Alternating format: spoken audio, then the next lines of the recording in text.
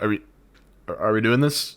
We were okay. Lego Star Wars: The Skywalker Saga. Let me talk about something real quick, and I'm really putting the emphasis on quick because I don't have much to say about this game. So, if you're anything like me, then you've been on this giant hype train that's been behind the Lego Star Wars game.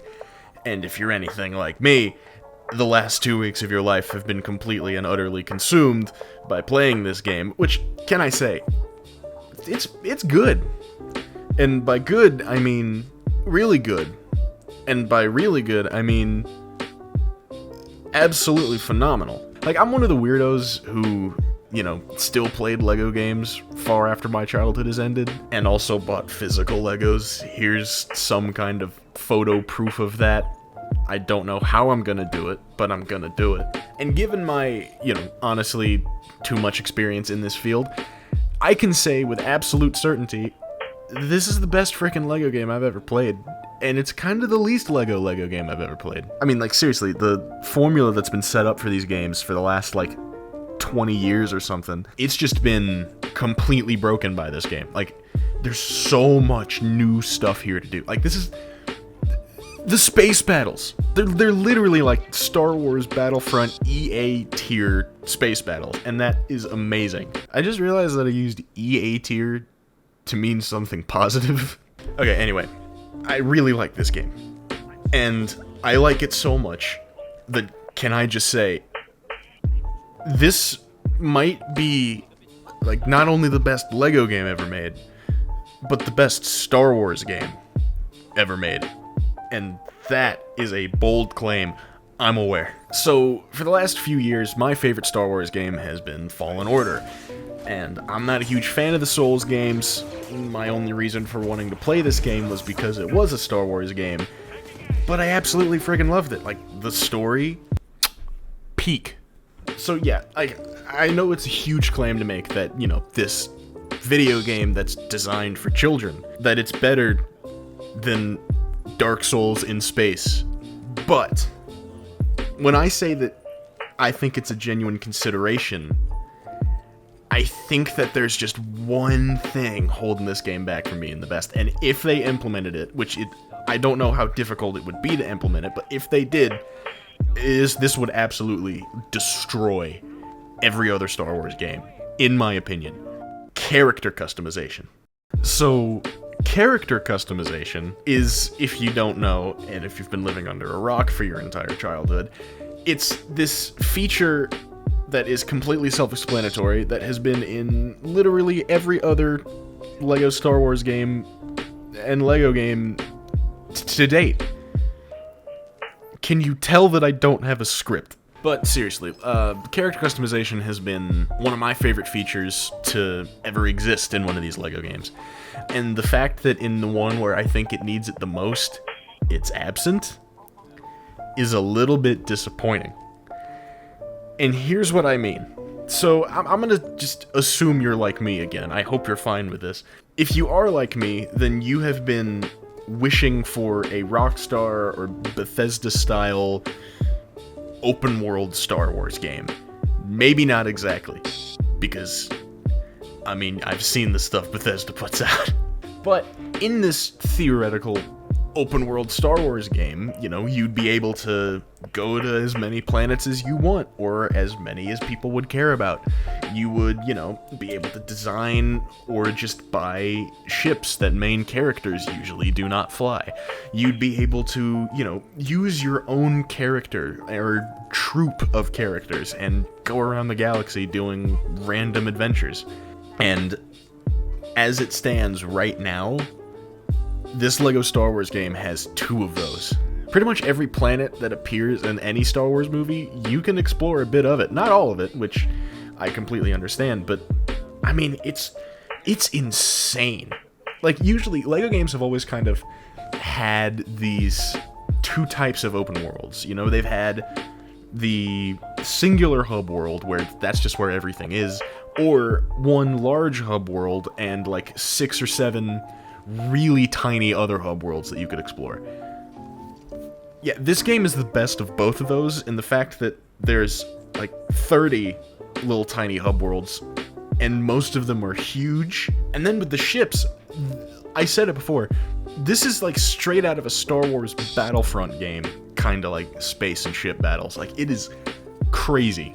I mean, like, looking back on it, the vehicles in this game are a massive improvement over the ones in the complete Saga. I genuinely don't think I know about anybody who thought that the Lego gunship level from Attack of the Clones in the complete Saga was a good one.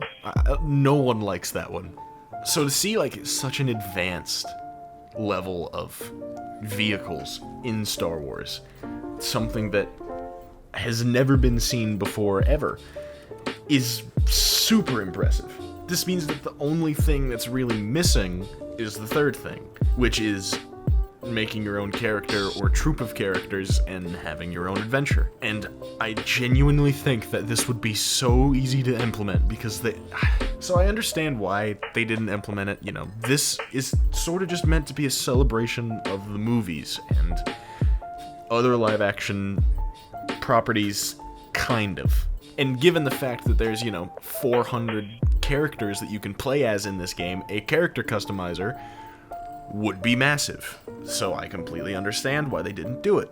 But at the same time, this feature has been in, quite literally, every other LEGO game that people care to remember. So why in the biggest one that you know for a fact most people will be buying, because A, it's Star Wars, B, it's a nostalgia fest, and C, it's Star Wars, why would you exclude it from this one and this one only? And the reason why I think that if they added character customization, that this would be the single best Star Wars game of all time, is that it would be literally what we've been dreaming of.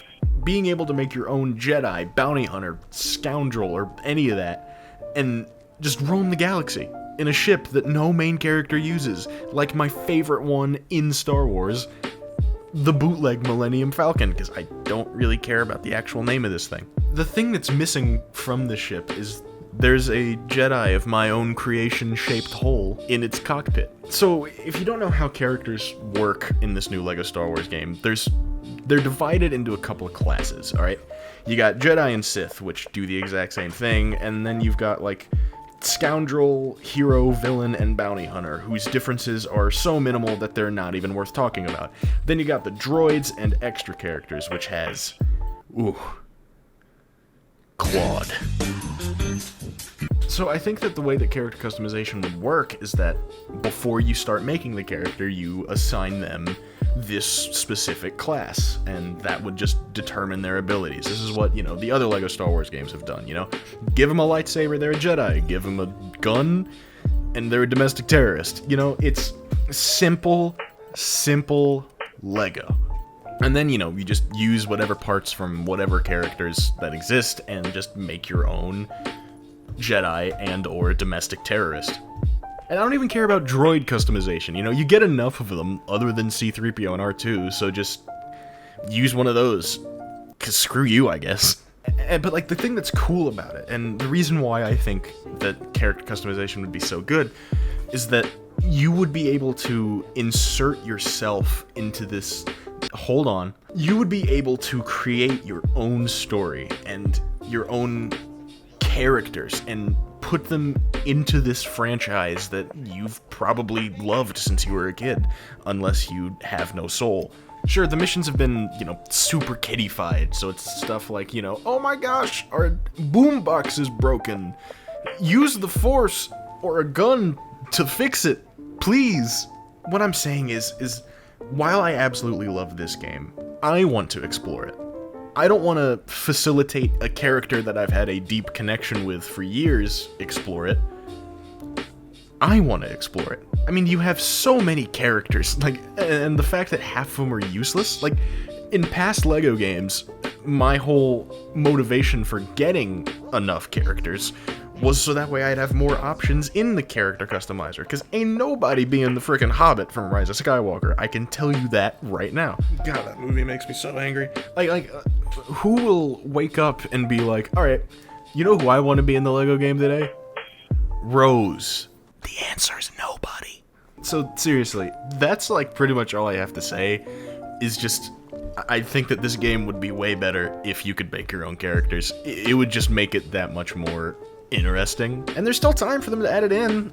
Like, on May 4th, they're releasing all the other DLC, so how hard would it be to, port all the individual assets of all these characters that, shatter when you die?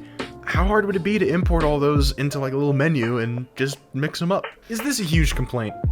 No. Super minor complaint. And that's kind of just all I have to say about it. So thank you for watching, I guess, and I will see you in the next one. I am working on stuff. Give me some time, okay?